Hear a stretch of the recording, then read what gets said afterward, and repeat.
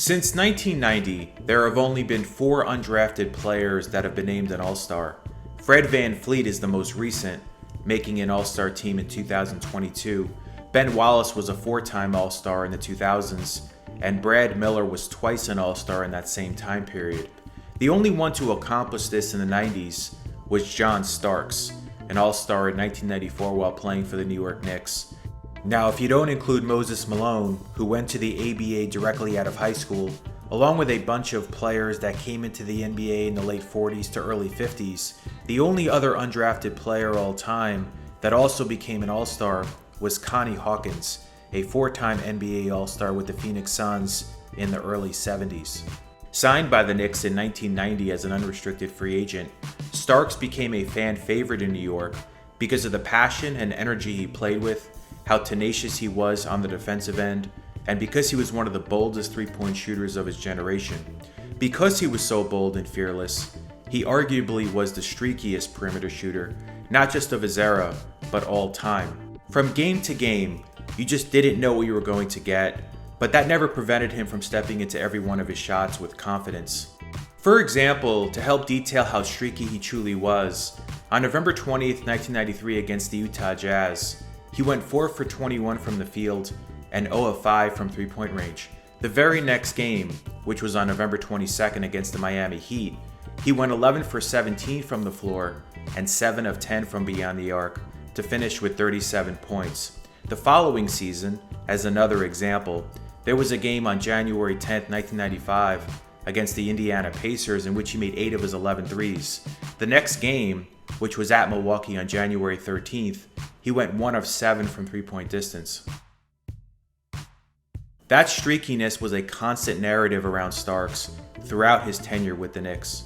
Back in the 90s, most three-point shots in the NBA were generated from off-ball movement and flying around off-ball screens. Nowadays, most threes come off kickouts to the perimeter, off drives for more stationary three-pointers. Starks was very good moving without the ball, using excellent footwork and a quick release to get quality looks from long range.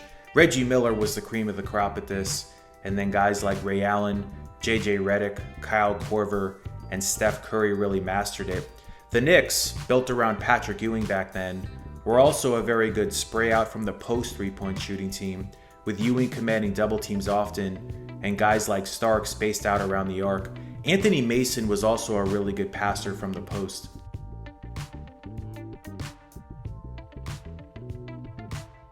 Now, Starks wasn't as good of a pure shooter as guys like Reggie and Ray, but because he excelled at breaking away from defenders and had good shooting mechanics, both off the catch and off the dribble, he got up plenty of shots. In fact, in the 1994-95 season, he became the first player ever to attempt over 600 threes in a single season, with 611 of them. The very next year, 3 players surpassed that mark: George McLeod, Dennis Scott, and Mookie Blaylock.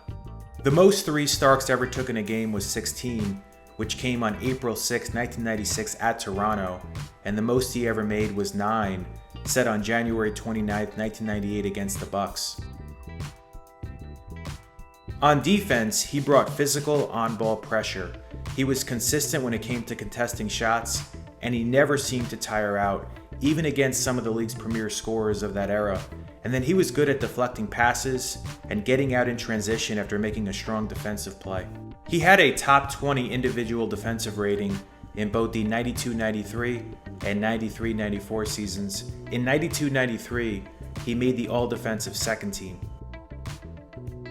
His most memorable shots in his career were this dunk over Horace Grant and Michael Jordan in Game 2 of the 1993 Eastern Conference Finals, and this game-winning three-pointer at the buzzer against the Suns on February 18, 1997, which left his hands in the nick of time.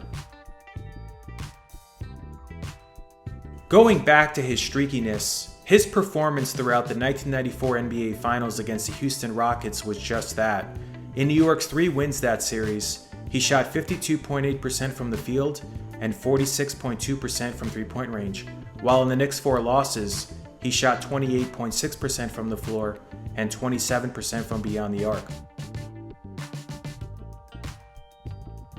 In Game 6, although Starks did score a team-high 27 points, His potential championship-winning last-second three-pointer was slightly blocked by Hakeem Olajuwon, who made an outstanding contest. Then in Game 7, Starks went 2 of 18 overall from the floor and 0 of 11 from 3.